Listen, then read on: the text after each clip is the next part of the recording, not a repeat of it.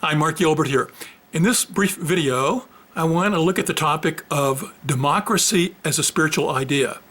That title comes from the July 1946 edition of Science of Mind magazine and an article written by spiritual teacher Ernest Holmes in that particular issue. Now, I'm filming this video in the days following the 2024 election of Donald Trump back to the presidency in the U.S., and I recognize that a lot of people over the last few days have been going through a lot of debate and discussion regarding the election and their feelings about it one way or another, especially taken from the issue of the world of form and why Trump won and why Harris lost and so forth. But what we want to look at today in this peek back at an article from Ernest Holmes is to pursue the whole idea that democracy actually comes from the spiritual realm of life, and that we have a role here in the world of form to create and to support the circumstances for democracy to flourish and what that looks like. So that's where we're going for the next few minutes, not to discuss political issues and concerns, but to look at the entire issue of politics and democracy from a spiritual concept.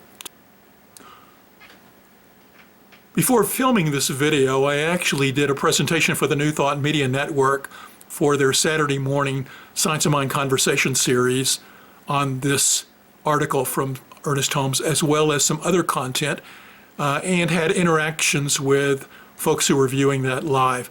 If you'd like to see the recording of that full video, the link will be in the show description below. But in this video, I just want to focus in on the content of Holmes' article and share that with you and add a few bits of commentary to it.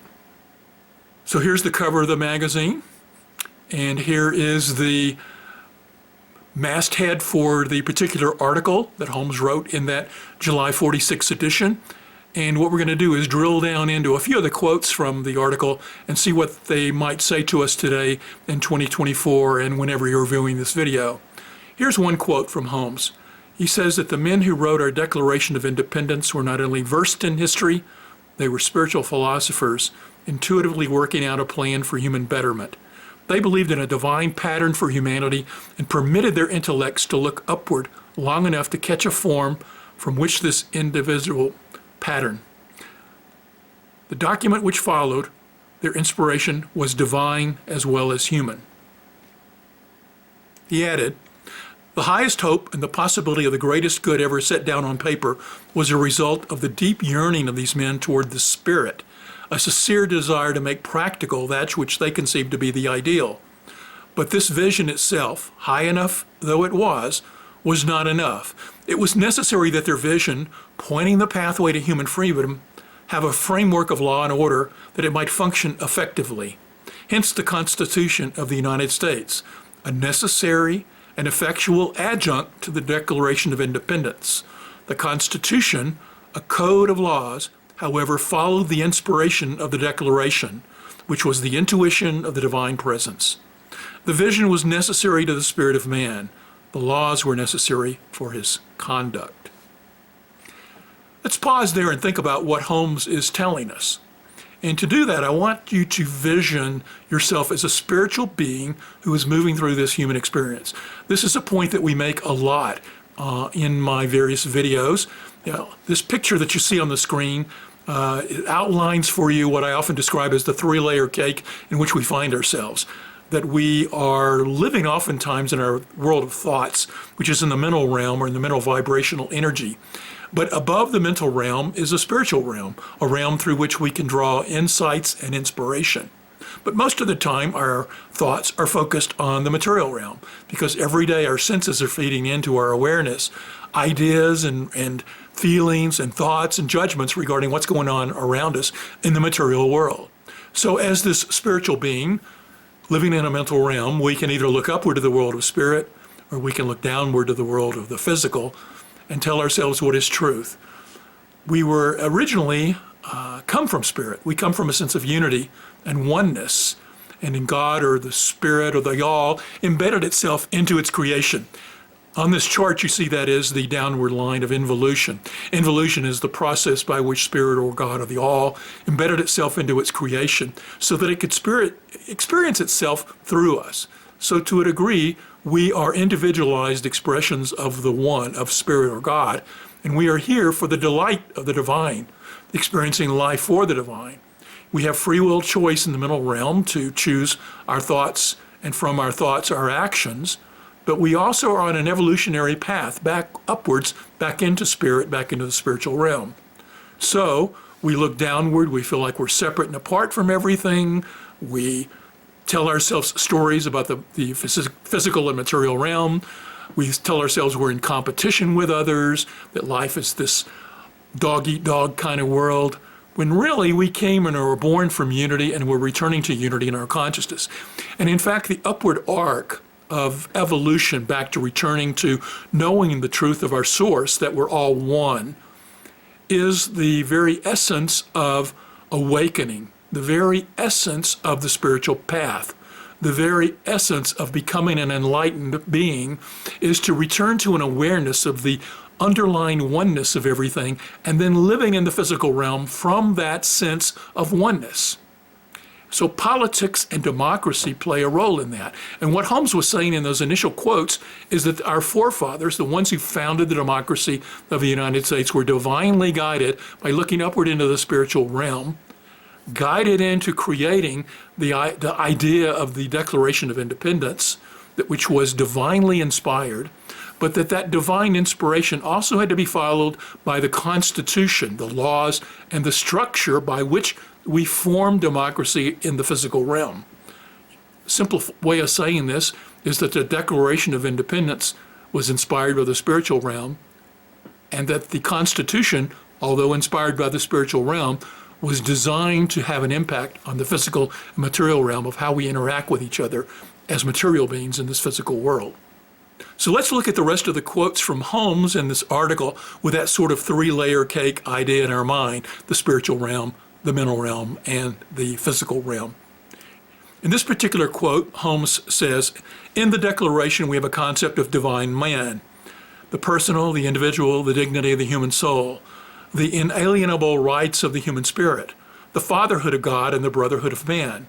This is the vision shown our forefathers on the mount of their spiritual contemplation, giving birth to an idea of freedom from an ever before had been conceived in mass. Such has never been before had been conceived in mass, But the dream must be brought to earth. The ideal must be made practical. Therefore, the Constitution necessarily followed that law and order might reign even where high inspiration had infused a concept of divinity in humanity.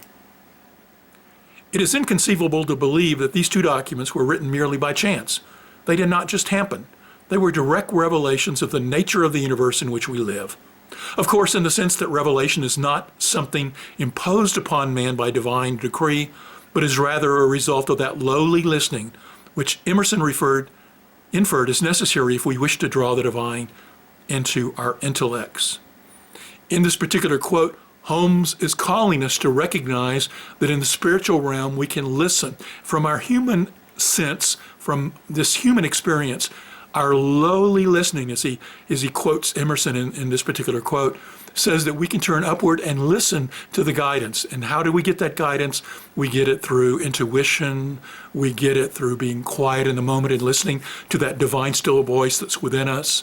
We tap into some greater good that we know is within us and within everything, and listening to that, and then drawing upon it to bring guidance into our lives that we can then, through our thoughts and actions, manifest it into the world of form. Next quote: "Liberty is dearly bought, continuously paid for, and hard to keep. It's easy in the midst of confusion to dissipate its precious heritage. It's easy to blot it out. Its vision must be a progressive one. We believe in a universal spirit, forever incarnating in man, forever expressing itself in all nature. We believe that through intuition and lowly listening, individually and collectively, we may draw the nature of this spirit into our consciousness. We believe in the fundamental unity of all men, centered in this one presence, which is God, the living Spirit Almighty. But we do not believe that unity means uniformity. The Spirit has seemed fit to incarnate itself a little differently in each one of us. We do not have to think alike or act alike in order to operate from the basis of unity. The concept of unity should never be misconstrued to mean uniformity. It means a unity in which there is the possibility of infinite variations. Each one of these variations is a unique expression of the infinite one and must be in its sight and should be in ours, a holy thing. So what is Holmes telling us in these quotes? He's telling us even though our path and movement is through lowly listening to touch into the divine, and through our thoughts and our actions to turn upward to Spirit to guide us in the creation of how we see and look and act in this universe, that we also have to remember that Spirit is creating through us. Spirit is experiencing itself through us. And although we're individualized expressions of the one, we are all unique individualized expressions. And so that although we are united at the base level of Spirit, we are not uniform. We are not all going to think alike and act alike in this particular realm of the material. In our thoughts and in our words in the world of form, we are going to vary. And in fact, Spirit benefits from this. God wants to experience life in all its infinite variety. And that means each and every one of us has a unique role to play on the planet and a unique way to look at and express ourselves. Now, because we've been given free will to express ourselves and believe what we want, that means we're all going to look at life a little bit differently. It means that the life and the path that I've gone through have led me to looking at life the way I have, and your life has led you to looking at life the way you have. And so when we experience people who have different political ideas and beliefs, we have to honor and expect and recognize that there is a goodness playing out through the variety, and honor those different beliefs. Yes, people can cross a boundary in their beliefs to potentially cause harm to others, to see themselves as separate in competition, and then part of that in their overzealousness create actions that are harmful to others or limit the freedom of others. And what we need to do in those cases is build healthy boundaries, guardrails around their actions, and limit that belief, because their free will choice can move into harmful actions. Holmes speaks of that in the next quotes. Here he says, "A state is made up of numberless individual units joined together for the purpose of self-protection and self-advancement. A state is or should be a human embodiment of a divine ideal. Democracy is a political system, perhaps without hardly understanding it, seeking to follow the invisible pattern of the city of God. In this pattern, there's both unity and variety. There's both the universal presence and the individual person. There is also law and order. The universe is a cosmos and not a chaos. We must combine our idea of the spiritual man, forever drawing his inspiration from on high, with the human being seeking as best he can to follow the inspiration of his divine leadings, expressing himself as an individual to the fullest degree of his possibility, yet always in conformity with the universal law of cause and effect. In doing this, this individualism often runs amok and seeks to impose its personal ideas on others. Democracy is designed to protect us from this possibility, to keep the game straight. The Constitution is an umpire for this purpose, impersonal in itself but applying to all personalities. It's an attempt to regulate by law those individual actions which, because of the excess of their enthusiasm or self-desire, might destroy the possibility of freedom itself. It's not good for one individual to do something which harms another. It's good for all individuals to live together in unity while still remaining individuals. It's good that the rights of the individual shall be protected, so as long as they do not impose upon the rights of another individual. This is democracy. This is that liberty won with effort, kept by courage, and sustained through spiritual vision. Holmes is reminding us that we are these unique individual expressions, and that with the power of our free will choice, through our overzealousness or our desire for self-power or whatever it is, self-desire, we might bend over into actions that cause harm for others. What we need to do as individuals is to honor both the individualized expression of that person and their liberty to believe what they want to believe and the actions that they can believe, at the same time holding healthy boundaries up to prevent them from taking actions that cause harm to others. There's a delicate balance that we do between allowing freedom of choice and a freedom ability to be ourselves and express ourselves in the world of form, and also bumping up against the freedoms of others. And it's to our degree to not only express ourselves and our abilities and freedoms to the fullest degree, to be our true selves and authentic selves in the world of form, but to also honor the path that other people have chosen and the beliefs that they are expressing, so long as they do not cause harm. When they cause harms, then we need to step up and be a force to place the right guardrails and the right limits around them, but also honor them for their ability to believe differently from us. Throughout this pattern of the variety of experiences, we are continuously on a push-pull, a pendulum swing, a moving through a spiral that is changing as ever through changes both in the political spectrum and our growth and spiritual evolution. As we have this push and pull in our thoughts and we grow spiritually, the entire movement of humanity is ever moving upward. Sometimes we might take 2 steps backward in some of our actions to learn a lesson and to experience something more deeply. But we also know that the ever upward arc of our evolution is moving towards unity and oneness. So I hope this video has been helpful to you. I invite you to look out at the world of politics and our differences and the so-called polarization that is occurring on the planet, and to remind yourself that every person is part of this divine oneness, and to honor the beliefs and actions of others so long as they cause no harm to others, but to also be a positive force for good to bring more divine goodness onto the planet. Each of us is called to be an expression of love, and where we can listen and honor and seek to understand others and their beliefs, and then be a power for good to bring more love on the planet, then we can truly birth democracy to its even higher levels, is that divine spiritual idea of which Ernest Holmes spoke. Thanks for listening.